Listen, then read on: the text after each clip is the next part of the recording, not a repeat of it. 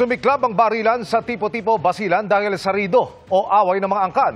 Hinahanap kasi ng isang grupo ang namaril umano sa isa nilang kaanak sa Lamitan. Umabot sa mahigit 7,000 ang lumikas. Nakatutok si Marisol Abduraman.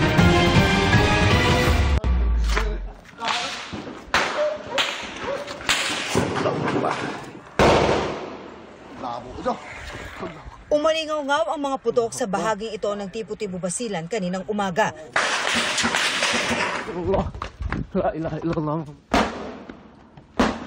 Ang mga nabulabog at takot na mga residente hindi alam kung saan magtatago.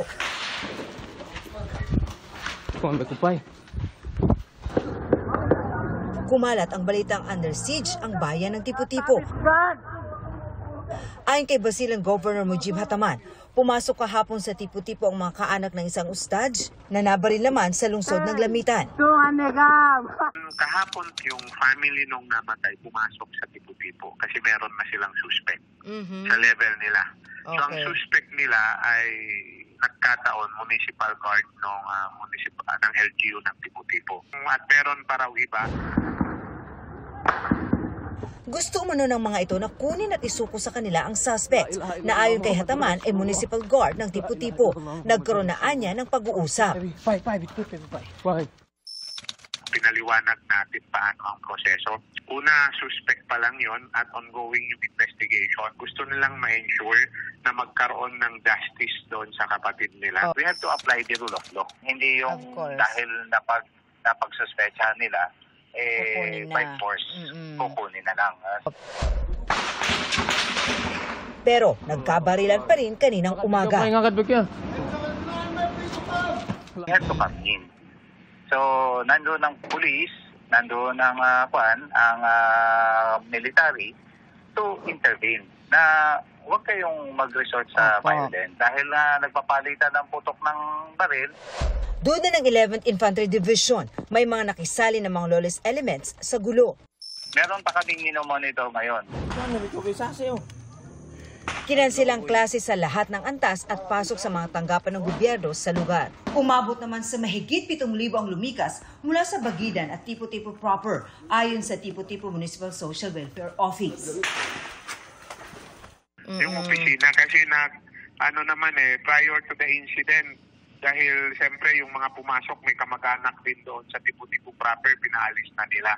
So nalaman na rin lahat. So nagsialisan ng mga tao before the incident. 11:20 ng umaga kanina nang makontrol ang sitwasyon sa lugar. Bumalik na sa kanya-kanyang lugar ang mga magkalabang grupo. Sir, so clearly, this is a rido po. Yes, even from the mouth of the governor. Is the military and the PNP now are in full control of the situation? Yes, we are in full control of the situation. Sa isang pahayag, sinabi ni Hataman na lumagda sila sa isang joint statement of commitment kasama ang AFP, PNP at mga lokal na leader ng MILF upang mapababa ang tensyon at mapanatili ang kapayapaan. Sa gitna ng sitwasyon, humingi ng pag-unawa at pakikiisa si Governor Hataman sa mga taga-Basilan para itaguyod ang kapayapaan sa probinsya. Hanggang ngayon, bantay sarado pa rin ng mga sundalo at pulis ang lugar para matiyak na hindi nalalala pa ang sitwasyon. Ang Office of the Presidential Advisor on Peace, Reconciliation and Unity o PAPRO nagpaabot ng pakikiramay sa mga kaanak ni Ustad Nazmi Bahang Tarahin, ang nasawi sa Lamitan na mitya ng pagsugod ng mga kaanak niya sa tipo-tipo. Ayon kay Presidential Peace Advisor Carlito Galvez Jr., kinundi na nila ang karumal-dumal na kaharasang naging sanhi ng pagkasawi. Patuloy nilang binabantayan ang sitwasyon at sinisigurong umiiral ang mekanismo para sa kapayapaan. Para sa GMA Integrated News, Marisol Abduraman, nakatuto 24 oras.